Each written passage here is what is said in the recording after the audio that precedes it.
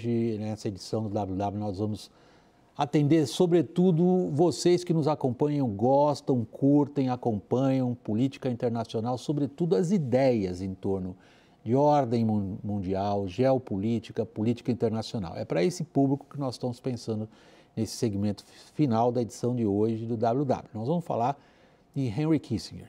Ele completou agora, dia 27, foi agora no finzinho de semana, aqui no comecinho, fim de semana, 100 anos de idade.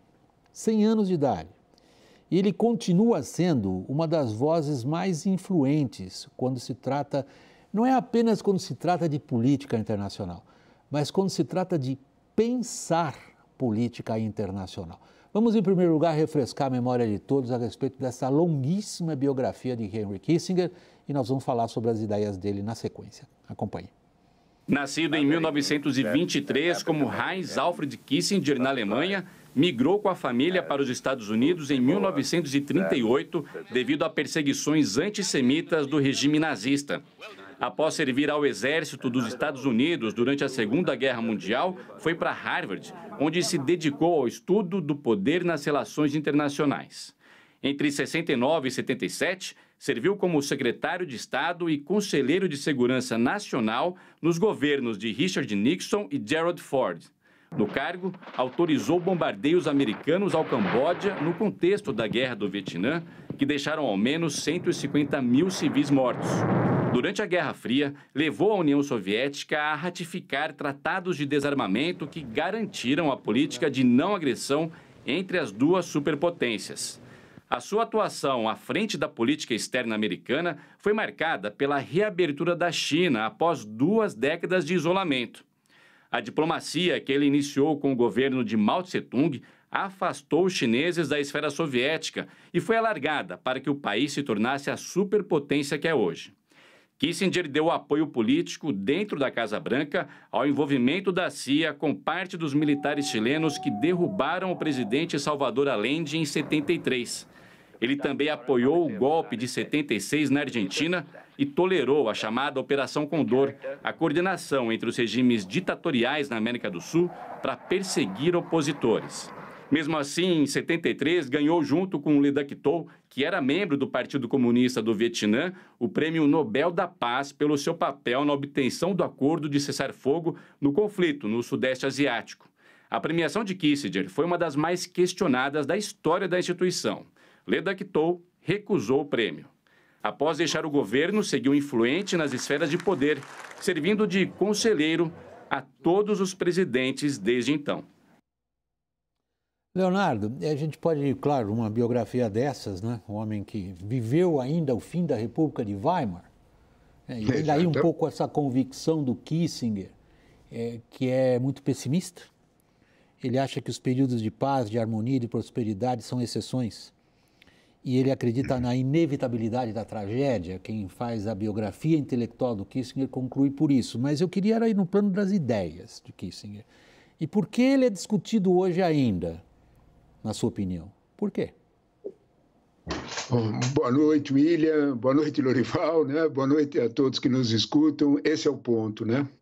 O que é que tem de sobrevivência nas ideias de Kissinger que o fazem, que todos nós percebamos a importância dele faz 100 anos e essa marcante, tudo aquilo que acabou de nos ser mostrado.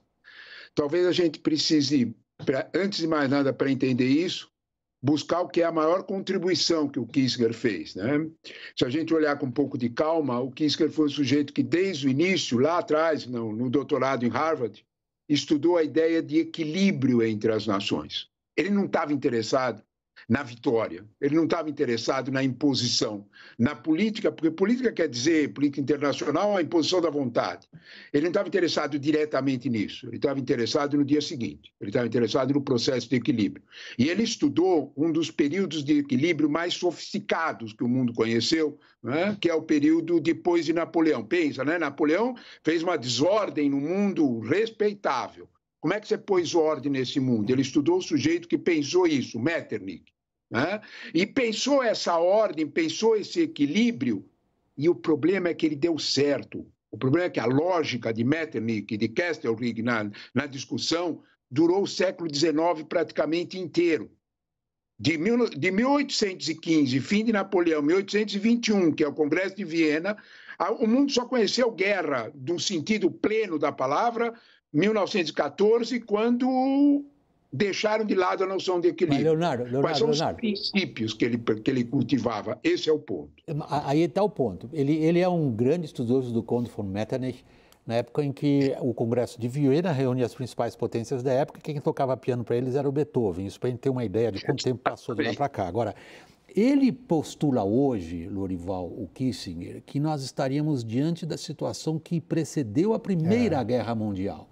Exatamente. Na qual o tal do equilíbrio está sendo rompido e as potências atuais têm pouquíssima margem para fazer concessões, ao mesmo tempo em que a inteligência artificial avança uma disrupção tecnológica que torna extraordinariamente perigosa a nossa situação do momento, Lorival.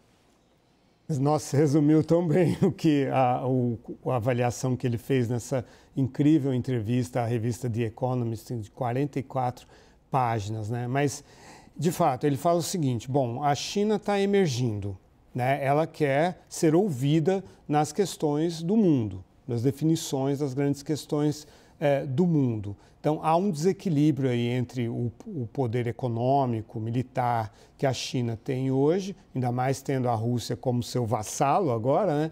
E os Estados Unidos. Mas os dois países não estão se falando, né? E isso é uma situação parecida com o que veio antes da Primeira Guerra Mundial. E com esse complicador, que é a inteligência artificial coloca as decisões, inclusive do ponto de vista militar, fora do alcance da inteligência humana. A inteligência artificial ela é mais rápida do que a inteligência. E quando você entra nesse loop... E ele supõe que as máquinas jamais concordarão em serem desligadas. Elas não vão se deixar. Claro, se eu fosse a máquina, eu não me deixava desligar também. Sou mais inteligente do que o cara que quer me desligar, por que eu vou deixar, né?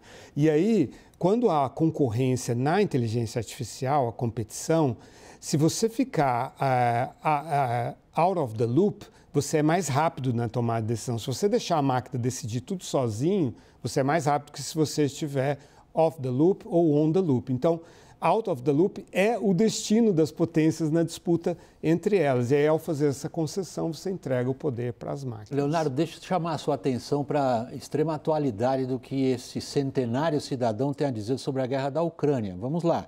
2014, um artigo do Kissinger, muito citado até poucas semanas atrás, dizia o seguinte: a Ucrânia não pode integrar a OTAN. Foi um erro da OTAN a expansão dela após a queda do Muro de Berlim, e isto levou à reação que a gente viu da Rússia invadindo a Ucrânia. Ele mudou de ideia. O que ele está defendendo agora é que depois que a Suécia e a Finlândia entraram na OTAN, a situação mudou. Que agora sim, a Ucrânia tem de fazer parte da OTAN, não para enfrentar a Rússia, mas para controlar a Ucrânia, Leonardo. Esse é um raciocínio tipicamente do Kissinger, né? Eu gostei muito da tua observação sobre inteligência artificial, porque o ponto central da mudança da ideia, o ponto central da economia, dessa longa entrevista da Economist, acho que é a maior entrevista que alguém já deu ao Economist, 44 páginas, ele vai mencionar uma coisa central que acho que ajuda a gente a entender um pouco de Ucrânia. Ele vai dizer que o que está acontecendo hoje, na quebra do equilíbrio de poder e na base tecnológica da guerra, que está mudando tão rápido, que está, de diferentes maneiras, está deixando os países sem qualquer princípio pactuado. Vamos prestar atenção? É disso que ele está falando. O resumão da revista The Economist é isso, né? Ele está deixando o país sem princípio pactuado. Qual era o princípio pactuado que o Kissinger viu em 2014?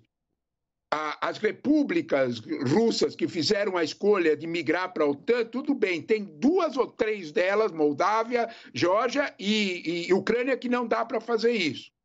Isso foi acordado, está lá, a Die Welt mostrou isso com todas as letras. James Baker,